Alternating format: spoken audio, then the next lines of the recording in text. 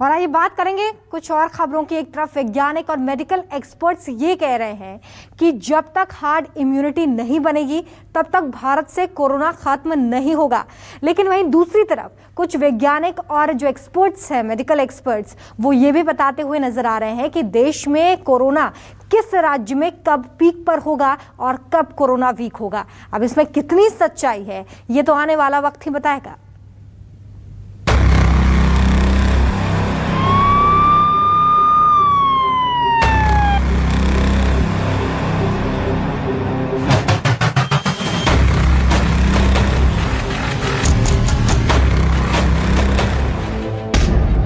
मई तक सावधान आंध्र प्रदेश।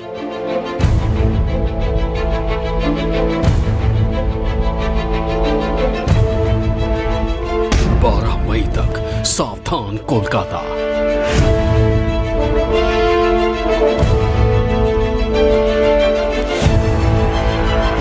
11 से 20 मई तक सावधान तमिलनाडु।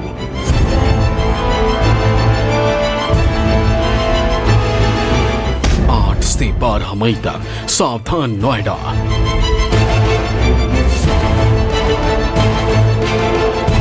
25 से 30 मई तक सावधान चेन्नई।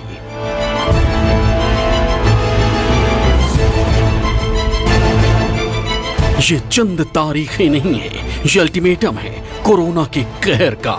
ये चेतावनी है शहरों में कोरोना के प्रहार की। ये भविष्यवाणी है कोरोना की आने वाली पीक की। देश में कोरोना वायरस के संक्रमण की दूसरी लहर सुनामी की शक्ल ले चुकी है। महाराष्ट्र और यूपी समेत देश का हर राज्य कोरोना के चपेट में है। रोजाना होने वाली मौतें हिंदुस्तान को झकझोर रही हैं। कोरोना संक्रमण की दूसरी लहर के खत्म होने को लेकर जहां एक तरफ लोग दुआएं कर रहे हैं, वहीं दूसरी तरफ देश के रिसर्चर्स, स्कॉलर्स और विशेषज्ञ कोरोना पीक को लेकर लोगों को सावधान करने और कोरोना के खत्म होने की तारीखों को लेकर लगातार अपने शोध में जुटे हैं। ऐसा ही कुछ दावा सामने आया है आईटी कानपुर के प्रोफेसर मणींद्र अग्रवाल की तरफ से। प्रोफेसर मणींद्र अग्रवाल ने अपनी एक रिसर्च से देश के सभी राज्यों में अलग अलग कोरोना का पीक टाइम और ग्राफ गिरने की तारीख का अनुमान लगाया है। उनका दावा है कि यह कोरोना वायरस 7 दिन तक अधिक प्रभावी रहेगा। कोरोना संक्रमण काफी संख्या में बढ़ चुका है। रोज ही बीच में 4 लाख केसेस तक पहुंच गए थे, जो कि अब थोड़े कम हो गए हैं।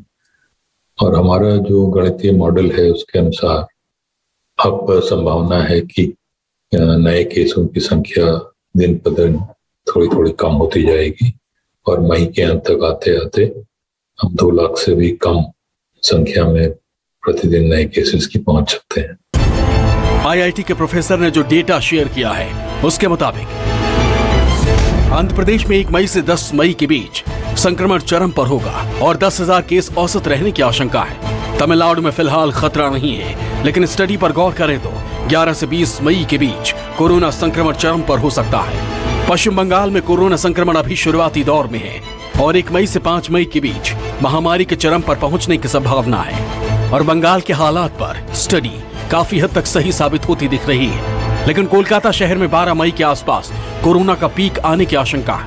यूपी के नोएडा के बारे में 8 से 12 मई के बीच कोरोना पीक का अंदेशा जताया गया है। इसके बाद धीरे धीरे कोरोना केस में कमी की बात कही गई। चेन्नई में 25 से 30 मई के बीच कोरोना का पीक आने की आशंका है। इसके बाद हालातों में सुधार होगा।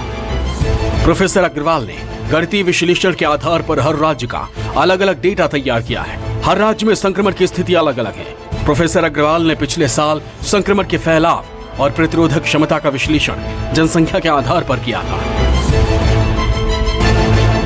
स्टडी में संबंधित शहरों की जनसंख्या, जांच में मिले संक्रमित मरीजों की संख्या और कितने दिन में कितने लोगों तक वायरस पहुंच रहा है, इन सभी आंकड़ों को स्टडी में शामिल किया गया। देश के कुछ और बड़े शहर जैसे दिल्ली में इस समय अपने उच्चतम स्तर पर दिख रहा है केसेस, और धीरे धीरे आशा कर सकते हैं कि अगले कुछ दिनों में और कम होगा। मुंबई में उच्चतम स्तर पे बहुत दिनों पहले पहुंच चुका और काफी कम हो गया है। बेंगलुरु में अभी समय है, वहां पे अभी भी संख्या बढ़ रही है और अगले कुछ दिनों में बढ़ती रहेगी।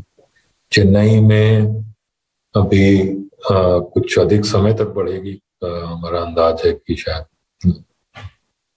10 दिन से 12 दिन तक बढ़ती रहेगी। कोलकाता में इस समय उच्चतम स्तर के पास में दिख रहे हैं और शायद अब और अधिक न बढ़ेगा। पिछले साल दुनिया भर में कोरोना ने जमकर कहर बरपाया, लेकिन हिंदुस्तान कोरोना के असर से बहुत प्रभावित हुआ। लेकिन इस साल कोरोना के नए स्ट्रेन ने हिंदुस्तान को बड़ी मुसीबत में डाल दिया है। कोरोना के फैलने के पीछे लोगों की लापरवाहियों और सिस्टम की कमजोरी भी बहुत बड़ी वजह बनी है। लेकिन प्रोफेसर मणिन्द्र की स्टडी के मुताबिक मई आखिर तक देश में कोरोना की रफ्तार के गिरने का दावा सुकून भरा है। लेकिन सबसे जरूरी है सावधानी बरतने की, जिससे कोरोना की मुसीबत को जल्द से जल्द खत्म किया जा सके।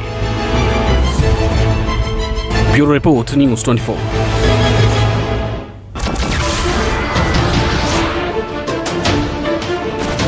नमस्कार, मैं हूं मानक गुप्ता।